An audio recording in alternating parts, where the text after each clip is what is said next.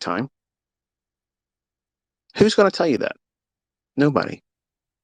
You're not going to give them the time of day. So you have to do everything in this industry with removing and pruning all these bad things that are going to suck your attention and draw your passion away from being just principle oriented, result driven, and then consistency will be the derivative of that. That's what's going to come from doing those things. But you can't expect it to happen right away. And that's unfortunate, but that's the truth. And I don't hide from it. I don't sugarcoat it. You have to earn it. And there's no shortcut to it. There's no get to the point ICT. The point has already been made. The process is what you have to get to. Get to the process. I already went through the point. You get to the process and stick to it because the results will yield themselves to you. But if you're lazy, if you have Olympic size expectations and you haven't been trading for several years consistently, that's a pipe dream. That is absolute fantasy. And it's guaranteed to be disappointing if you're holding that to, I'm going to do this. I'm going to prove my friends and family wrong. I'm going to go out there and I'm going to make $1 million. I'm going to make $300,000 my first year trading, and I'm going to do it with a $500 account. No, you're not. I'm telling you, as your mentor, you are not doing that. So don't even try to set yourself up for it. What's wrong with, I'm going to try to make 1 to 2% a week. That's my initial goal. I'm going to build up from that. But let's just see if I can hit that. How do I do pushing myself into a disciplinary approach to trading, just that and stopping? Can you do it? Because I'm going to tell you something. I put my private mentorship group through that several times each year. And it was surprising to see how they couldn't do it. Some of them could, but the majority of them couldn't do it. They wanted to do something else. It wasn't engaging enough. Really?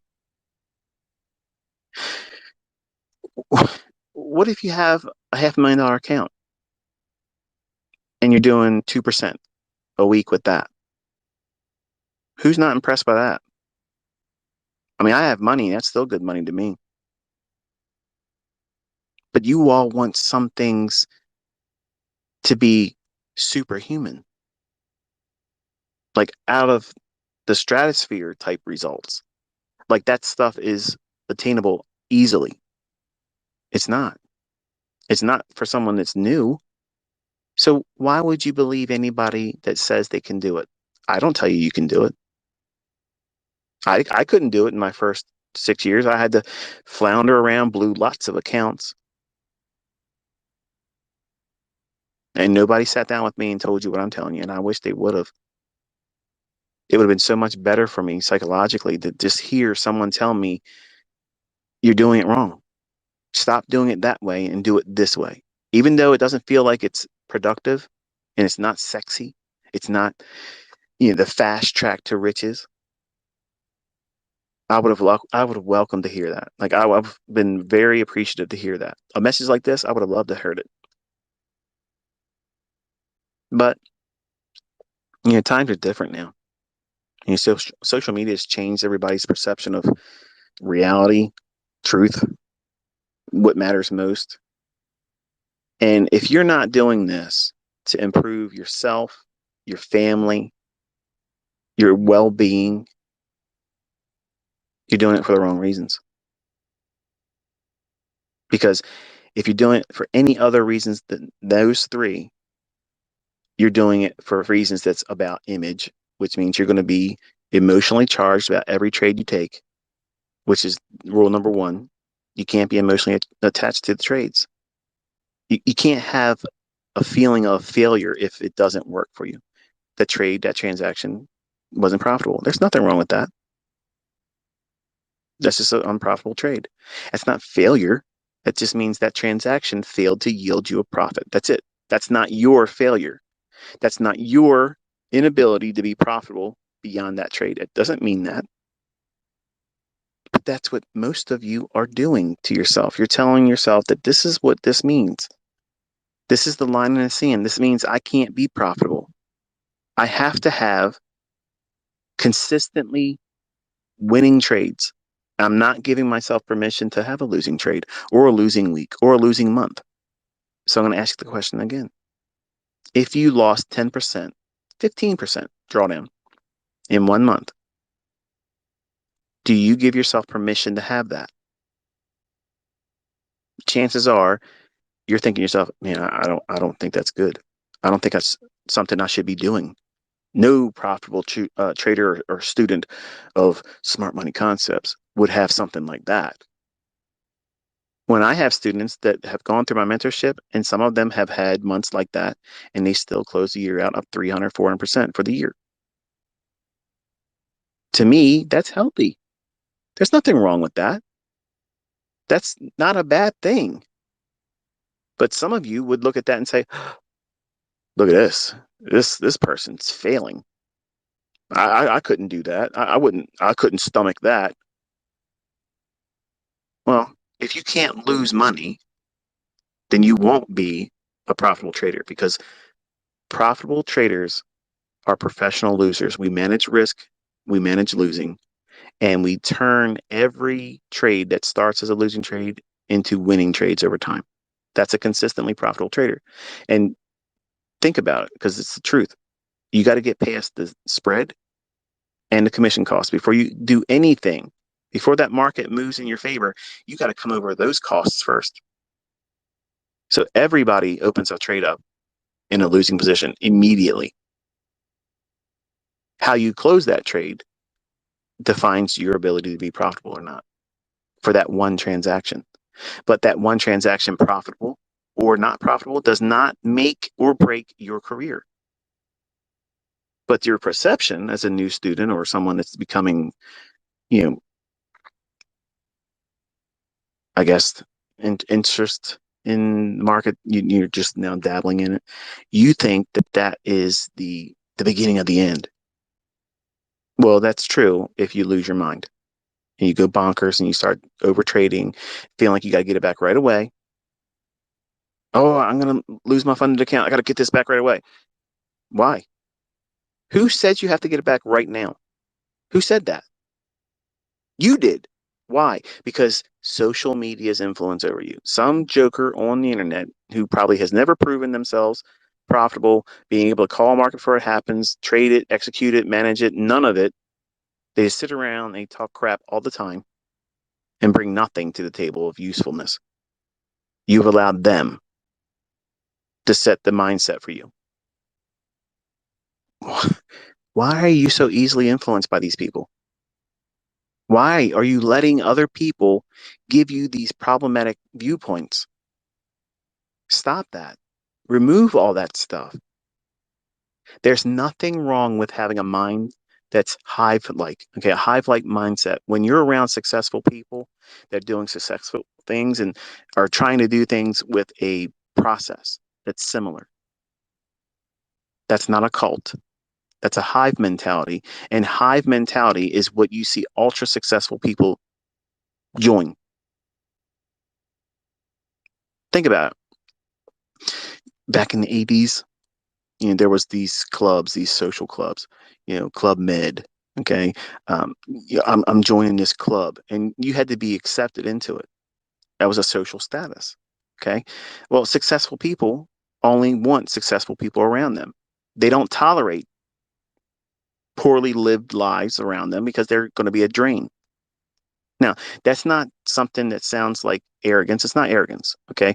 Success breeds success. And I've said this before in some of my other lectures. The best thing in my life was when I cut dead weight out of my friendships and got rid of toxic relationships. But you want to hold on to these abusive relationships because you feel like I'll be a terrible person. If I cut this relationship off, if I stop hanging with these people, if I stop going out on the weekends and wasting my fucking money that I worked my ass off for to buy drinks that are overpriced, to be around people I can't fucking stand, dress up, spend money on clothes to impress people you don't even fucking like.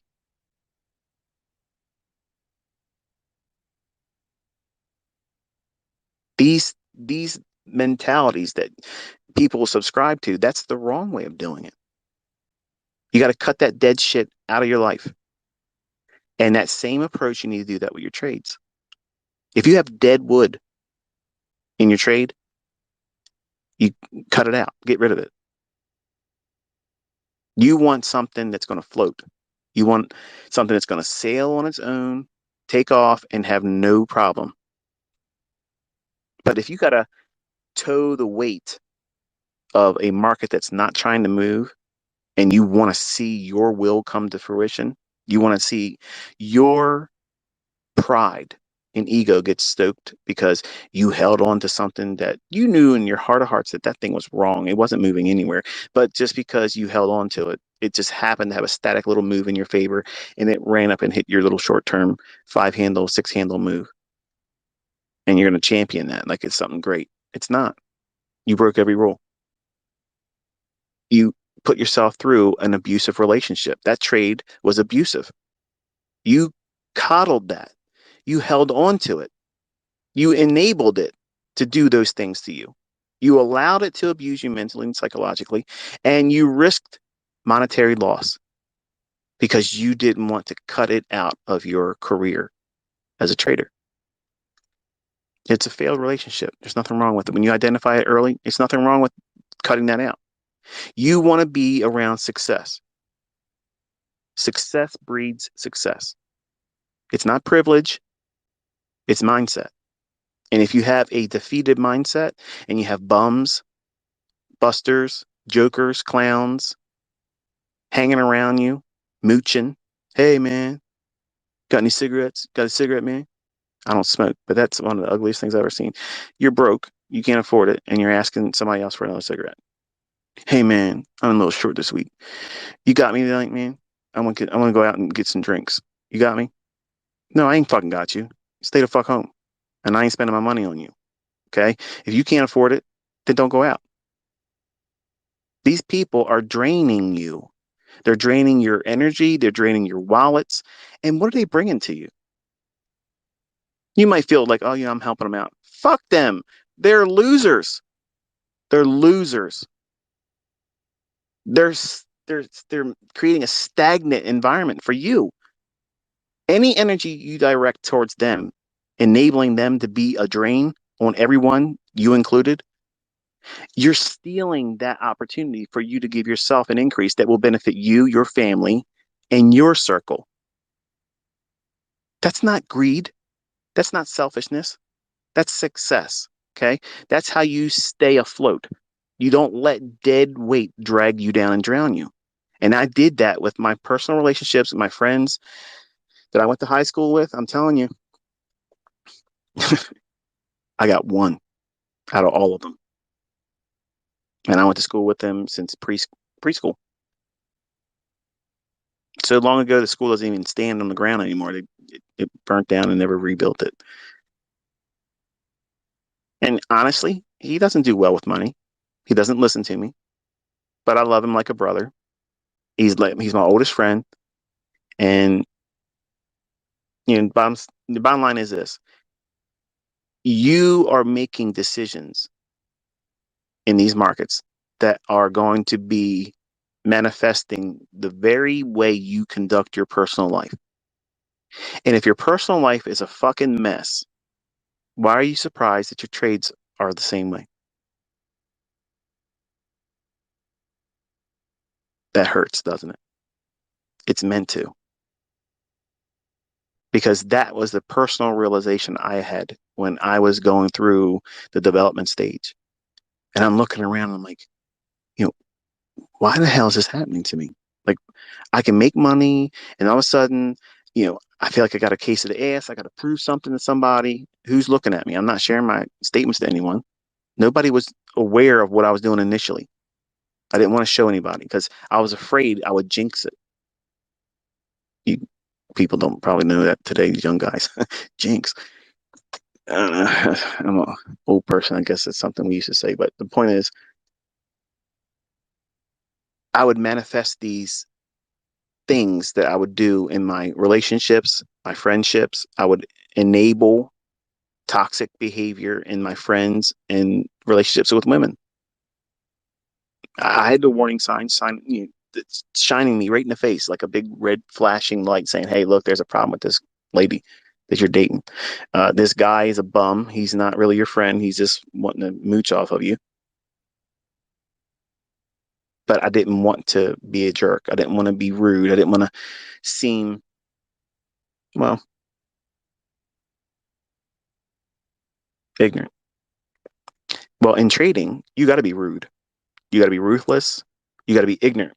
With trades that don't fucking work, get rid of them. Who gives a shit? Close it. So what? The broker made more money than you did in that transaction. Who gives a shit? You're not letting your stop loss get hit, and you're not wasting fucking time worrying about something that's probably not going to pan out. And then when it doesn't pan out, you aren't going to regret doing all that shit to yourself. If you're in a toxic relationship, if you ever had a toxic relationship, and then tweet to me, say, I know exactly what the hell you're talking about, and it makes perfect sense. That's exactly what you're doing to yourself. If you get into a trade and you know in your heart of hearts that this son of a bitch is not going to move, it ain't going to move, but you want to hold on to it anyway because you want to be a nice person. Fuck that. These markets will rip your heart out. It will take everything. It'll take your ego, your pride, your money, and if you let it, your sanity. The money is the least of your concern. I've known people that are not here anymore because they lost money. Some of them lots of money, and some of them ended themselves for very insignificant amounts of money. It's mind-boggling that they couldn't tolerate it, and they off themselves. Can you imagine? Can you imagine getting to the point where you lose less than $50,000? Less than 50,000. And that's it. You can't handle it. You got to check out. That's horrible. But that's what this will do to people unless you get control. You have to have control of your decision making processes. You have to have a rule-based idea and you got to cut the bullshit out. Remove it. If it isn't making you money, get it the fuck out of here. If it's not helping you keep your money, get it the fuck out of here. Think about it, ladies. What are you looking for in a man? You want a breadwinner, and there's nothing wrong with that. There's nothing wrong with that. But you want stability. There ain't nothing wrong with that either. You want someone that's going to be monogamous. They're going to stay with you, and they appreciate that you do have flaws, but they want to, you know, contribute to the relationship and be thankful for what you bring to it. Guys, the same way. What do you want? You want a woman that's going to want treat you like a king, right? Of course. Ladies, you want to be treated like a queen. It's expected. Men want to be appreciated. They want to be told, you didn't have to do this, but I'm so thankful that you did. Okay. That's a simple recipe for happiness. Both of you monogamous, both of you giving each other, the encouragement to, this is what I like in my relationship, this is what I don't like in my relationship, and being fair and honest.